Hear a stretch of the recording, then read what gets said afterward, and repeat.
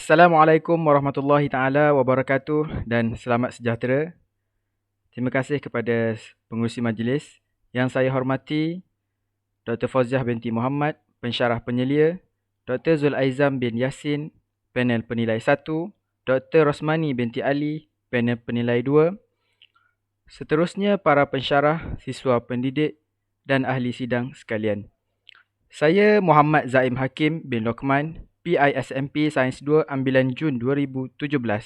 Pada hari ini akan membentangkan satu kajian yang bertajuk Hubungan Gaya Pembelajaran dengan Pencapaian Akademik Cemerlang dalam kalangan siswa pendidik IPG Kampus Datuk Razali Ismail. Pengenalan. Perbezaan individu merangkumi dari aspek pemikiran, tindak balas, minat, kecenderungan, pencapaian dan pemahaman. Feldman dan Silverman 1998 dalam teorinya menyatakan bahawa gaya pembelajaran pelajar adalah berbeza antara satu sama lain. Siswa pendidik di IPG Kampus Datuk Razali Ismail mempunyai gaya pembelajaran tersendiri. Terdapat dua penyataan masalah dalam kajian ini. Yang pertama, berdasarkan kajian lepas di Institut Pengajian Tinggi, terdapat pelbagai isu yang dihadapi oleh pelajar, di antaranya adalah berkaitan dengan gaya pembelajaran. Cik Ghani et al. 2017. Kedua, kajian Rizwan Ismail 2018.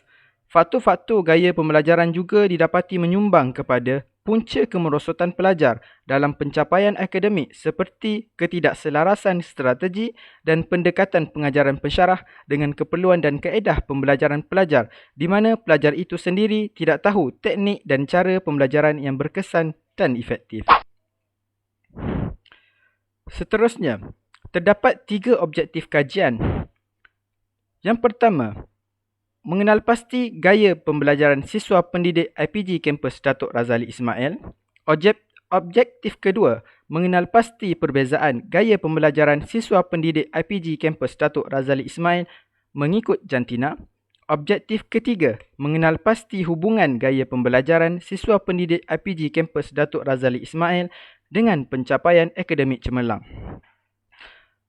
Sehubungan dengan itu, terdapat tiga persoalan kajian. Yang pertama, apakah gaya pembelajaran siswa pendidik IPG Kampus Datuk Razali Ismail?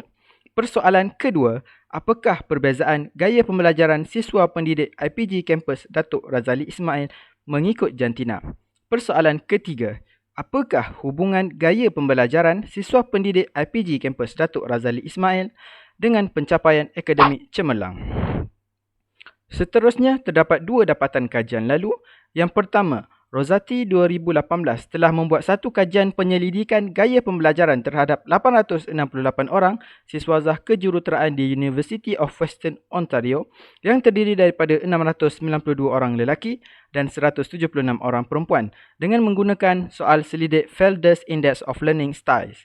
Beliau mendapati 69% pelajar mempunyai gaya pembelajaran aktif manakala 31 lagi adalah reflektif. Seterusnya, 59% pelajar bersifat sensing berbanding 41% bersifat intuitif. Seramai 89% pelajar berkecenderungan kepada gaya pembelajaran visual berbanding hanya 11% bersifat verbal. Akhir sekali, 67% sifatnya berurutan berbanding 33% pelajar mempunyai gaya pembelajaran global.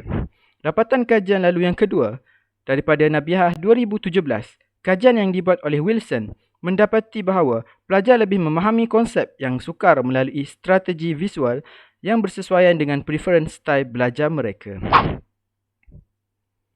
Seterusnya, metodologi kajian saya menggunakan reka bentuk kajian kaedah tinjauan kuantitatif secara deskriptif dengan mengambil sampel seramai 91 orang siswa pendidik tahun 4 IPG Kampus Datuk Razali Ismail menggunakan teknik persampelan bertujuan, di mana kriteria responden yang akan dianalisis adalah berdasarkan pencapaian akademik cemerlang, iaitu nilai CGPA 3.5 dan ke atas.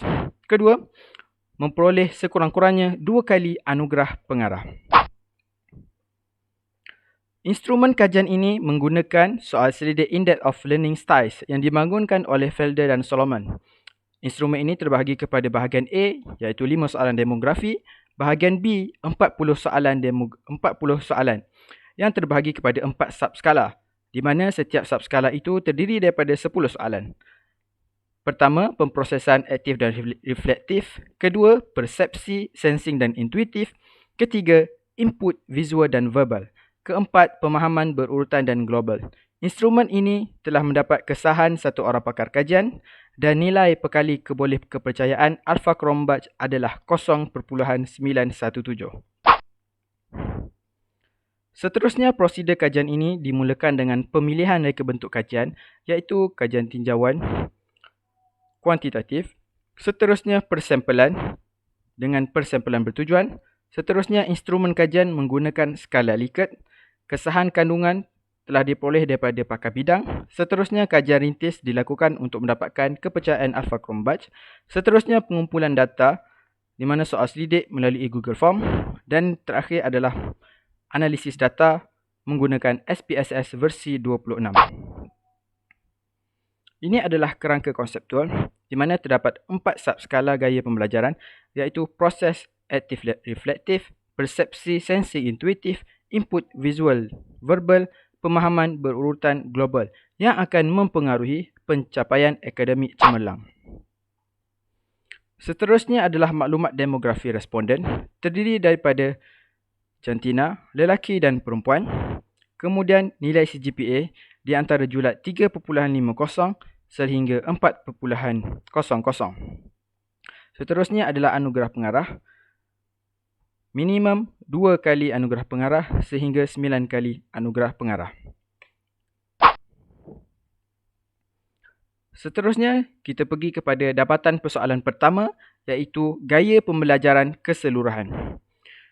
Berdasarkan keputusan yang telah dianalisis, bahawa kaedah gaya pembelajaran pemprosesan adalah pada min 4.28, iaitu aktif sederhana, manakala persepsi min 4.72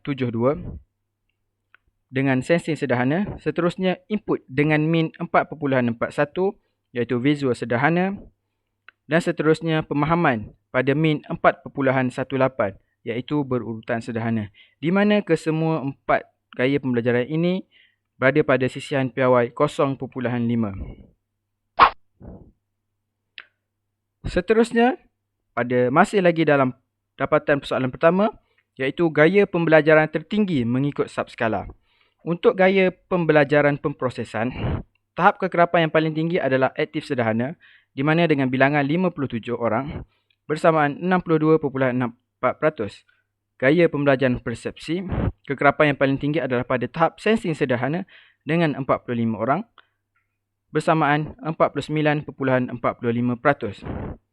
Seterusnya, gaya pembelajaran input, kekerapan yang paling tinggi pada visual sederhana dengan kekerapan responden 55 bersamaan 60.43%.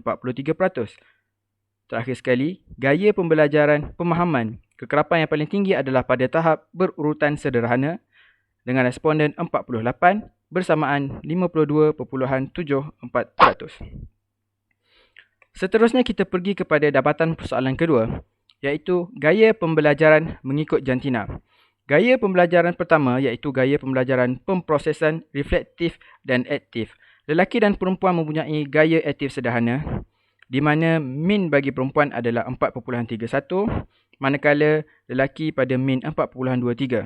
Seterusnya, gaya pembelajaran persepsi intuitif dan sensing, di mana lelaki dan perempuan mempunyai gaya pembelajaran sensing sederhana kedua-duanya, di mana lelaki mempunyai min 4.82, manakala perempuan mempunyai min 4.71. Seterusnya, gaya pembelajaran input verbal dan visual, di mana kedua-dua lelaki dan perempuan mempunyai gaya pembelajaran visual sederhana, di mana nilai min perempuan adalah 4.47 dan lelaki pada min 4.32. Yang keempat, gaya pembelajaran pemahaman global dan berurutan, di mana lelaki dan perempuan mempunyai gaya pembelajaran yang sama, iaitu berurutan sederhana, di mana nilai min lelaki adalah 4.19, 4.19 dan perempuan pada nilai min 4.18. Seterusnya, kita pergi kepada dapatan persoalan ketiga, iaitu hubungan gaya pembelajaran dengan pencapaian akademik. Analisis berikut adalah analisis hubungan korelerasi antara gaya pembelajaran dengan purata nilai grade kumulatif CGPA, di mana nilai signifikan bagi pemprosesan reflektif dan aktif adalah 0.40. Nilai signifikan bagi persepsi intuitif dan sensing adalah 0.26. Nilai signifikan bagi input verbal dan visual adalah 0.38. Nilai signifikan bagi pemahaman global dan berurutan adalah 0.39. Ini menunjukkan bahawa keempat-empat gaya pembelajaran ini tidak mempunyai hubungan yang signifikan dengan pencapaian akademik cemerlang. Hal ini kita dapat lihat lagi dengan nilai perkali R kolerasi, di mana keempat-empat gaya pembelajaran ini menghampiri 0.00, yang membawa maksud bahawa gaya pembelajaran tidak mempunyai hubungan yang kuat dengan pencapaian akademik cemerlang. Seterusnya, kesimpulan kajian ini.